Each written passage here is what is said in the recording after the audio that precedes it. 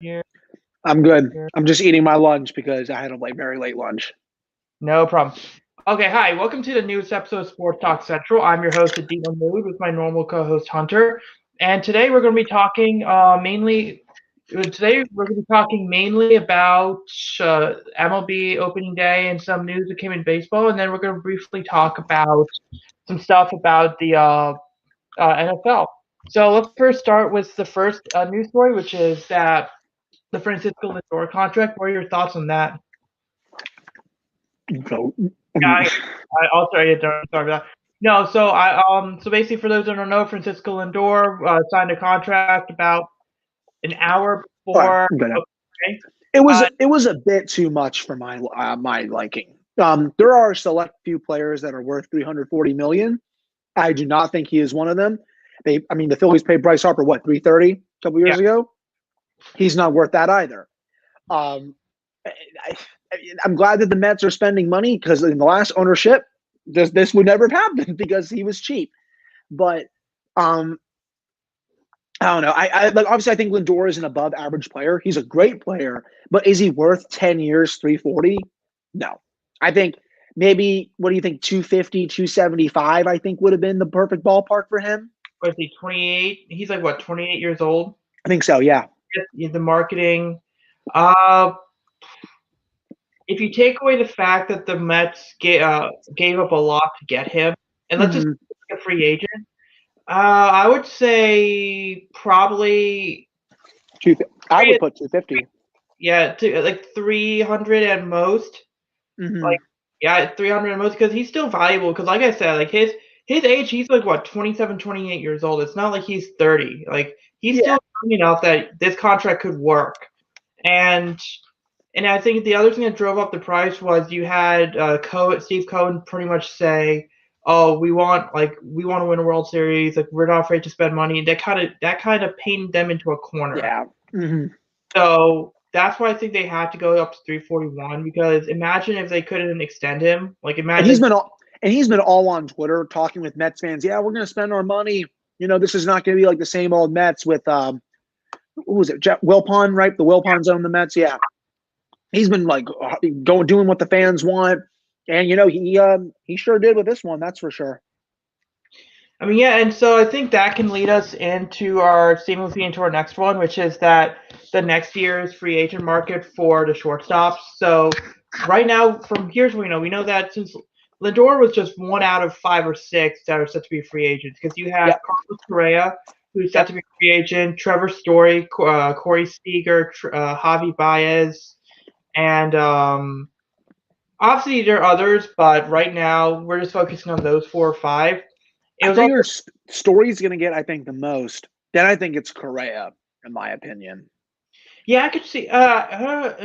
Seager. No, I think it'll go Seager, Correa, then Trevor Story because I think Interesting.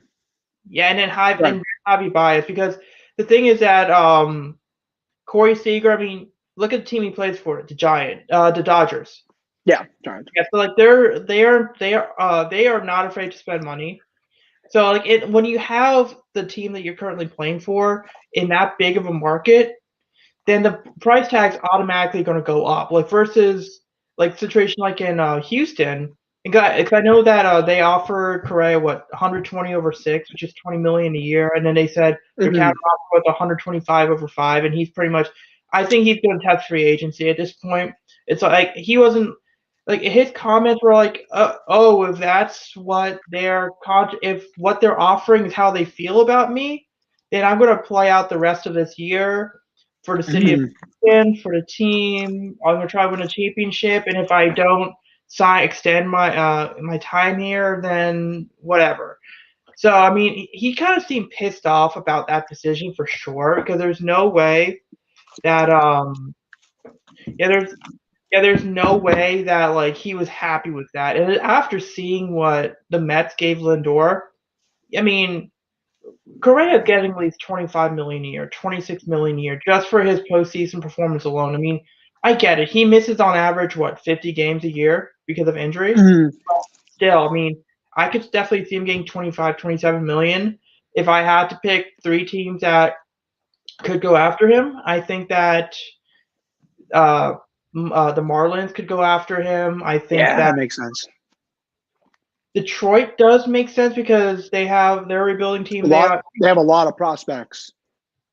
Yeah, and then I might be biased, but the Orioles, like, don't watch out for the Orioles in this case because I think I mentioned it a few times in a few of our previous episodes. The Orioles GM was the guy that scouted for Carlos Correa, and then I was looking into like some of the books and some about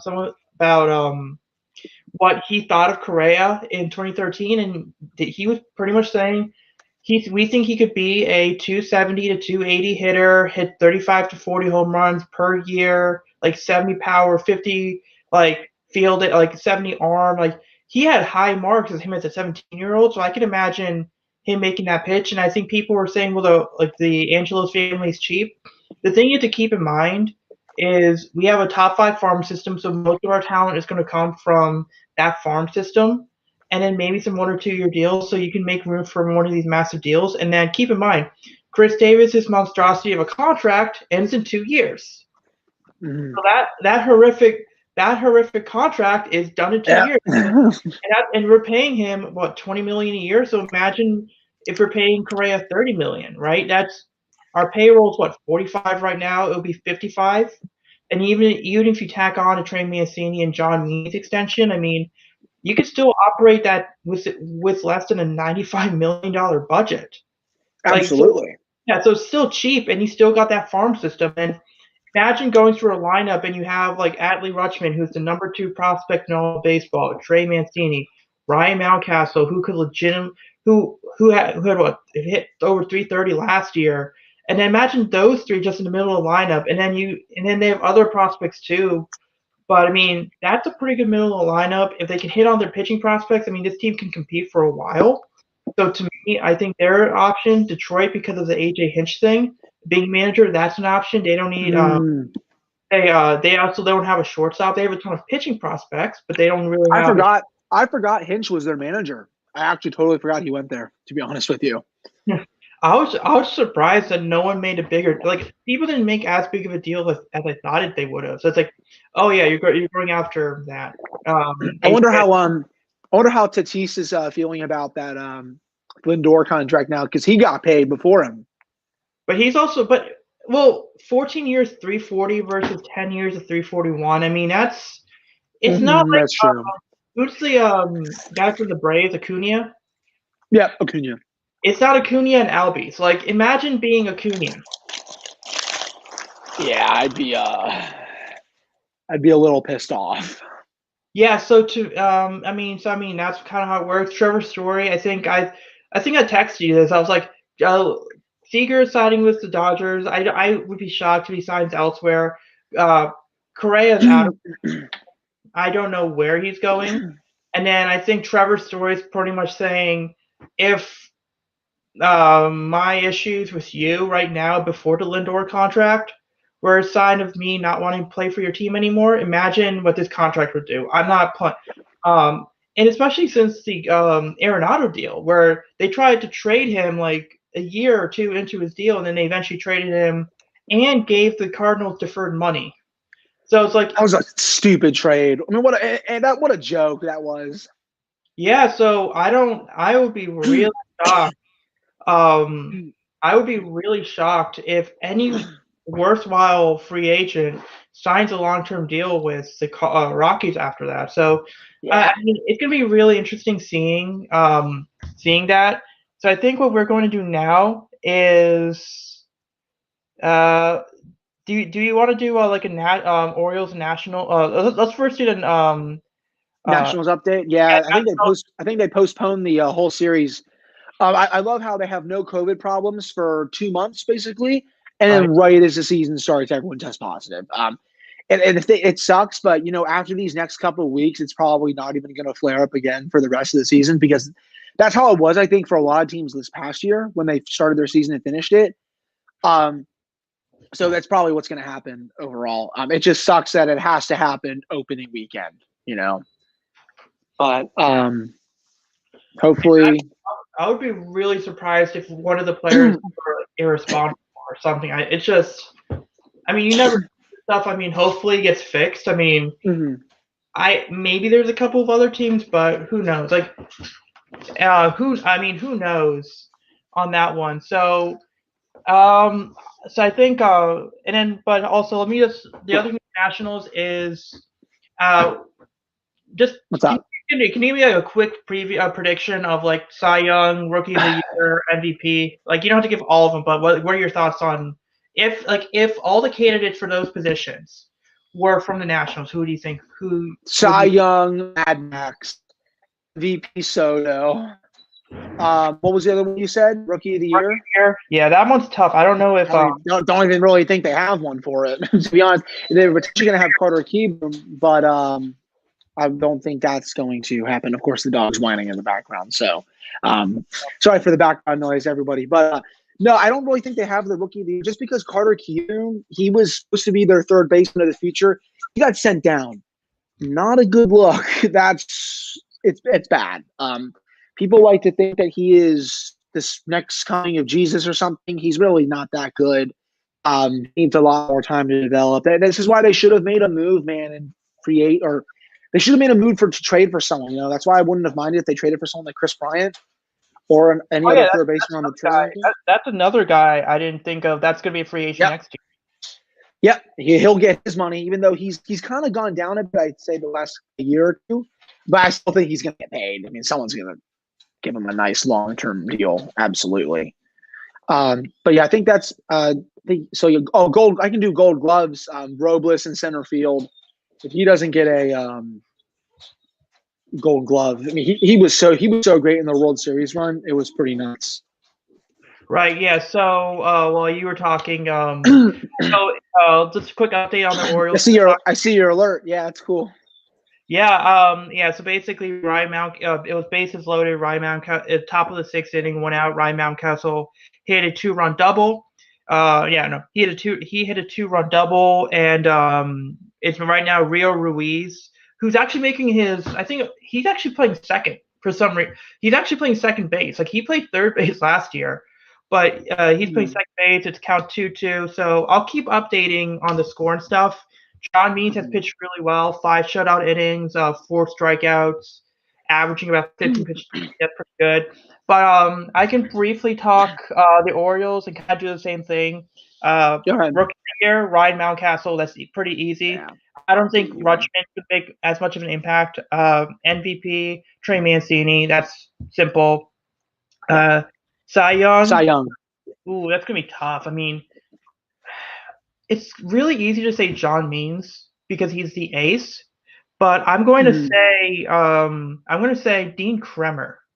He's our number 5 starter. He was our 8th ranked prospect. He made 3 really good starts last year against the 2 against the Yankees, 1 against Tampa. But this was also a guy that it would not surprise me if his strikeout per 9 this year was like over 10. He is a strikeout pitcher. He's going to have his bad games, but either him or John Means, that's going to be your if there was a Cy Young, and then Gold Glove, Cedric Mullins, or I'm going to say Austin Hayes actually, because he actually does play good defense. The only issue with him is he gets hurt. He gets hurt a lot. Hopefully he can stay healthy. But I mean, that's why I have it there. And so then we're gonna talk about some breaking news that kind of became breaking news like 2 hours ago about the All-Star game. We're gonna try to be a little delicate in how we handle the All-Star game thing. Yeah, we have to be very careful. What we say. I think I know why they moved it. I think you do too. If you want to, I think everyone knows why they did. Yeah, we're not going into why they moved it. Yeah. Everyone that probably have the theories on why it's moved, you probably would be correct. I'm not going to go into why. We're not going to talk about that. For other areas, I texted you somewhere up north. Yeah. Maybe New York. You want to do it at one of the New York stadiums if COVID's really good at that point? Maybe. Do you want to go up to Fenway Park? just somewhere I think up north, where I think it's a better situation. I guess And is my anywhere best where way you of all, saying it. yeah, because the thing is that it's all I'm gonna say it's very difficult to figure out a place where they won't do something for the reason that Georgia's doing that caused the MLB to move the All-Star game. But I mean, I would say I just checked on Twitter and the Baltimore mayor, he said that saying that he would love to have the All-Star game in Baltimore. I mean, they haven't had it there in like 20, 30 years. And Maryland is I don't think Maryland is going to be one of those states where it can be a problem later on. So I'll just put it that way. The Nationals have already had their All Star game with the Yep. 2018, so they can. But I've seen fans bring up because of the whole Masson thing, MLB might be trying to screw the Angelos kids, not necessarily Peter Angelos. It won't be in a Dodger Stadium because they said Dodger Stadium. That's going to be next year. Uh, the what was it? The White Sox. I think they're trying to make a push for 2023, I believe. So I don't think it'll be there. I mean, so it's going to be somewhere. It's going to be really interesting where they choose to go have the All Star game. But I mean, it's going to be really interesting. But we'll see what happens. I mean, like I said, somewhere up north probably is where it's going to be held. It's not going Maybe to be the Ranger Stadium. It's not going to be. Yeah, everyone that knows what we're talking about there, it's not going to be in Texas. Maybe, like I said, it's probably going to be somewhere up north is my personal guess. I don't think they're going to do California. Their situation, I think, is still bad there. They're probably not going to do it somewhere like Arizona or something like that. One of the stadiums in the Mid-Atlantic to Northeast. That's not Washington, obviously. Yeah, and yeah, so I think if I had to pick, like, if you had to pick three cities, like you would think, which were like for me, because I think Baltimore would be one, not just because of bias, but because they haven't had it in a while. It's in a place where I think the COVID with the pandemic situation. New York. Mets. No, Mets. I could definitely see it happening there. Yeah, and I think Boston. I could definitely see that. That could be interesting. I mean, or Philadelphia. That I could see that as well. Yep. Because you also have to think about the team that plays in that stadium, though. That's another factor we have to think about. Like, because I was thinking Pirates, like Pittsburgh, but I was like, well, the Pirates aren't going to be great. So are they going to do like? And they don't necessarily. Pirates aren't going to be great. So are they going to go and put the game in Pittsburgh? So that's why I'm thinking. Like, even though Baltimore's not going to be that good, Baltimore, if baseball's still popular in Baltimore, so we'll see what happens there. But we'll see that, and then let's bring up the. So do you want to talk? And then we're going to talk a little bit about. Was there anything else? We talked about contracts. We talked about Nationals. We talked about the Orioles. A few of my thoughts from opening day. Yeah, go ahead. A few of my thoughts. Sorry, people who don't like the Astros. They're going to be good. They're going to be a good offense. I mean, they was like 8-1. They beat the Oakland A's 8-1. It's gonna be really interesting to see what they do there. Yankees. I know that a lot of people have the Yankees as favorites to get to World Series. I don't know how far you would have them. I think they can win a division. I don't. At most, I think it'll be the ALCS. I don't see them as a World Series team mainly because it is a right heavy lineup. It is too much power. It's too much boom or bust. And once you get into that postseason and you strike out too much, and teams that strike out too much are not going to play well in the postseason. And I think we both have seen enough baseball to know that if you have teams like that, they will fall apart. Like the Orioles were one of those teams.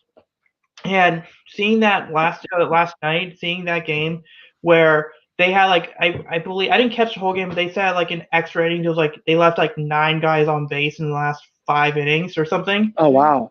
Yeah, so like it was fun seeing the Yankees. I'm sure for you losing yesterday as well.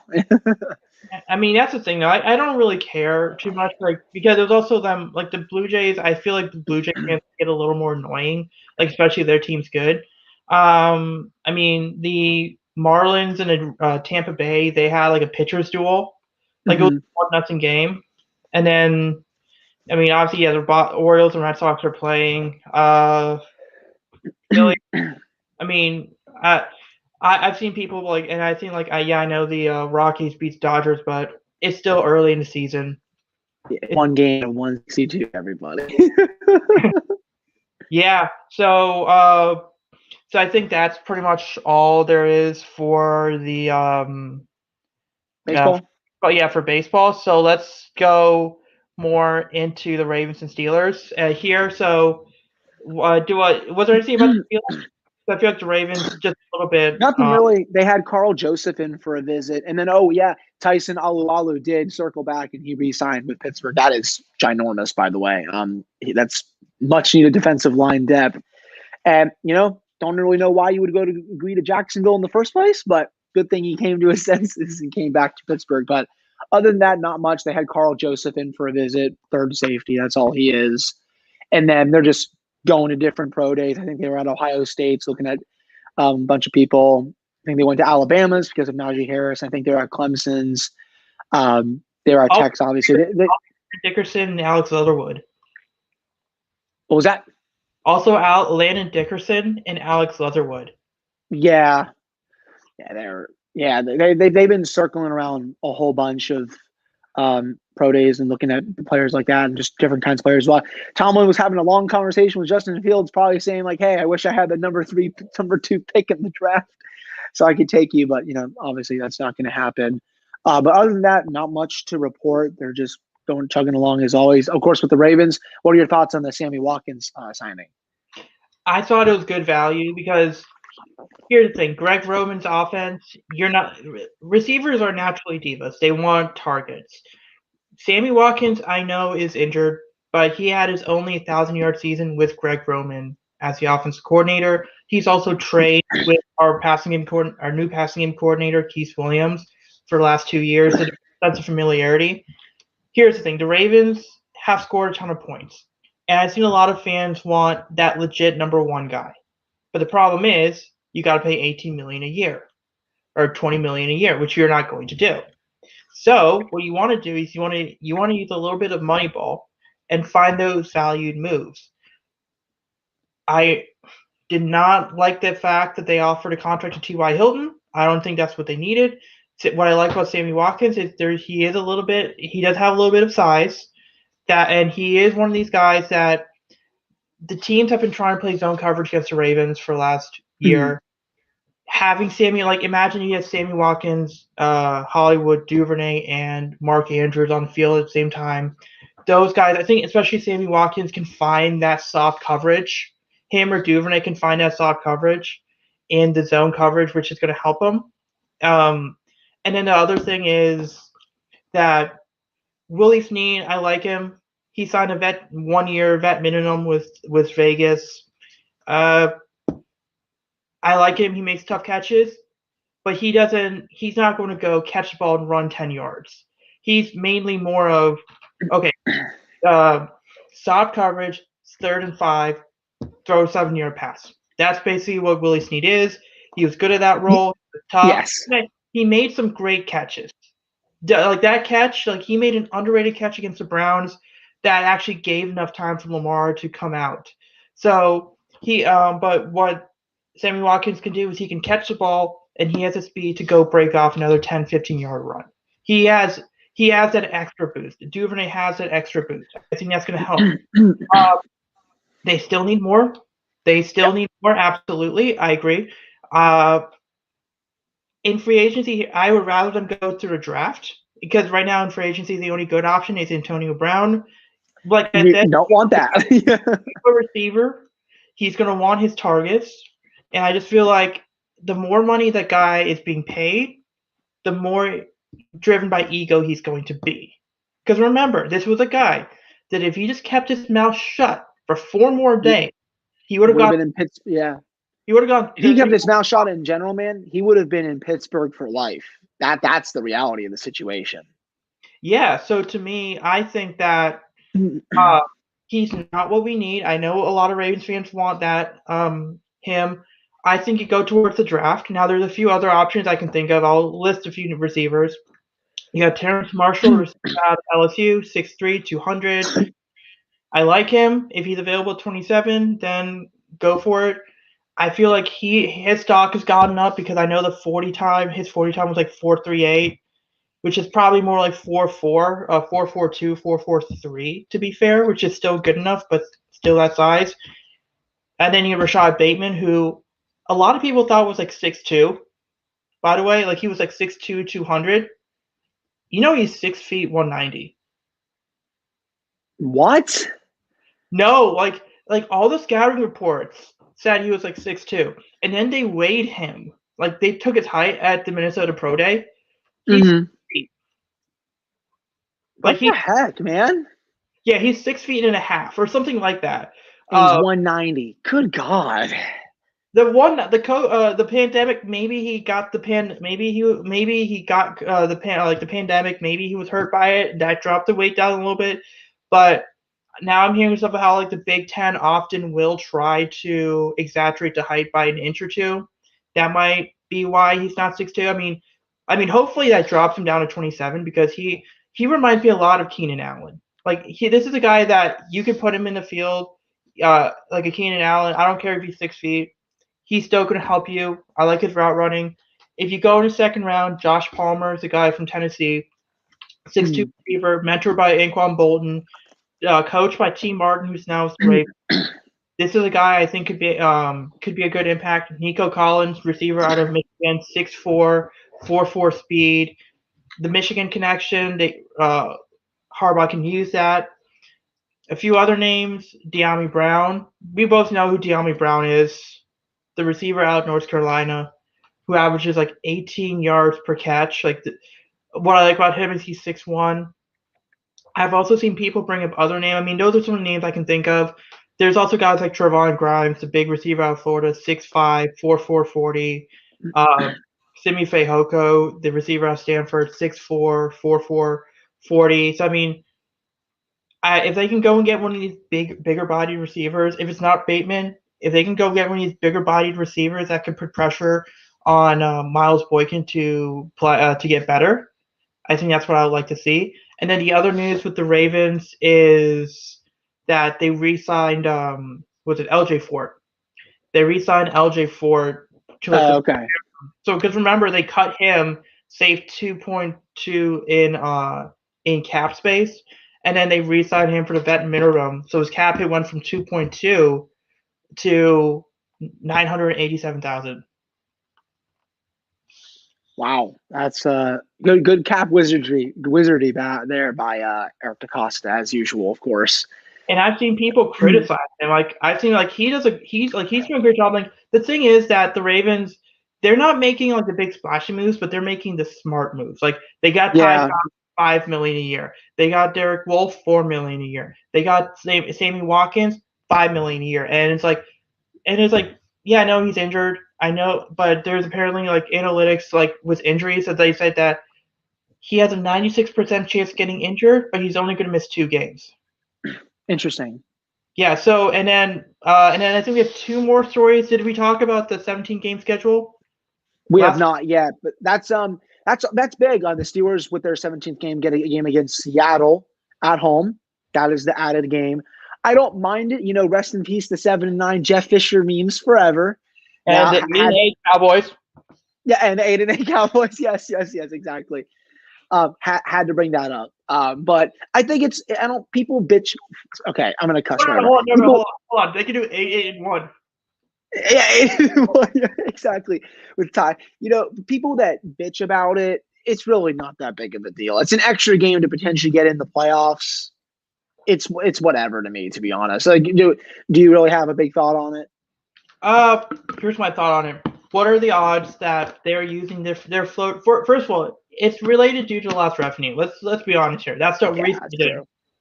Over under this point next year, they say, oh wow, what's the next 2 years? Oh wow, this 17 game season works. Let's try 18 games.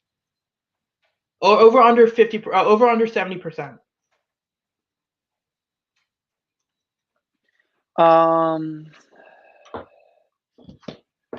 That's a tough one. I'm not sure, to be honest. What do you think? I think that they're trying to get to 18. They're trying to push the amount of games as much as they can. You really think? I honestly think they're going to stay with 17 for a while. I don't think they're going to go to 18 It for all at least a depends. few years. It all depends on the CBA. Like if that CBA allows room to extend the number of games per season, then to a certain amount, they're gonna do everything they can for that. Hmm. Now, they also said they're gonna was it preseason? It's now gonna be 3 games instead of 4. So that's good news as well. Yes, that's nice. The preseason is terrible football to watch anyway. You're really just watching the backups to begin with. So I think it's fine that it's reduced down to 3 games. Yeah, and then the last story for today, I think last story for today is going to be with the 49ers. We talked about how last week we talked about how they had they traded up for the third overall pick, and a lot of people were saying they're going to go Justin Fields. That was the assumption. But now with some recent mock drafts, I want to say it was Todd McShay, he had them taking Mac Jones over Justin He's Fields. not a first round quarterback. I'm sorry, people. Mac Jones is a second round quarterback at best. He's not good. He's okay. He's good, but he's really not that good. That's my hot take of the day right there. I've seen people say Mac Jones to the Steelers. It's like, I don't even want the Steelers to draft him. It kind of reminds me of Mason Rudolph a little bit when I watch him. I was thinking McCarron. That I just don't. I don't know. I don't. If you don't trade up to number 2 to take frickin' Mac Jones. No, sorry, number 3. Sorry, excuse me, number 3. Like, what are you doing? Like that would be a stupid brain dead decision, in my opinion. Yeah, no, I mean that was my first thought. I was like, oh, it's such a bad decision because especially if you're Garoppolo for a year, it makes sense to go after Trey Lance or Justin Fields because I think either one of those guys would work great in that offense. But then I thought about it. Matt Jones's offensive coordinator was Steve Sarkisian. Steve Sarkisian was the Falcons when Kyle Shanahan.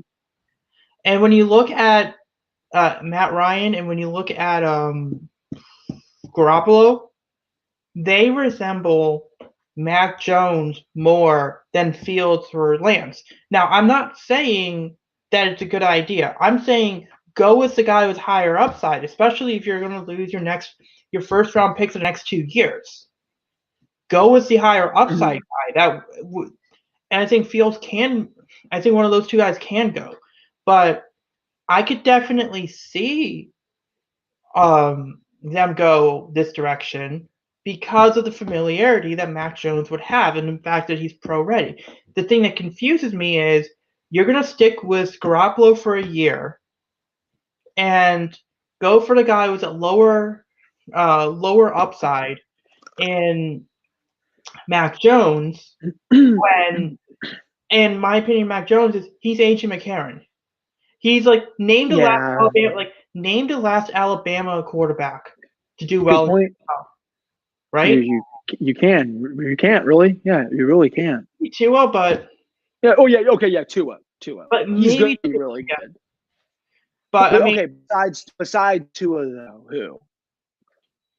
Yeah, I mean Jalen Hurts. You can't say. Well, first, we don't know anything if he's there. But then again, remember he transferred to Oklahoma, so that's the other thing. Yeah. So it's gonna be real. I mean, that's what I don't get with this move. Like I said, I mean, and then also with all that talent they have, it's like it's literally going from being the highest recruiting class to maybe like the middle recruiting class and not expecting your quarterback to do the same thing. So I mean that's the thing I don't get. Do you just end on this note? What would you do? You think they're going to draft? Let's say Zach Wilson goes number 2. Okay. Justin Fields goes 3.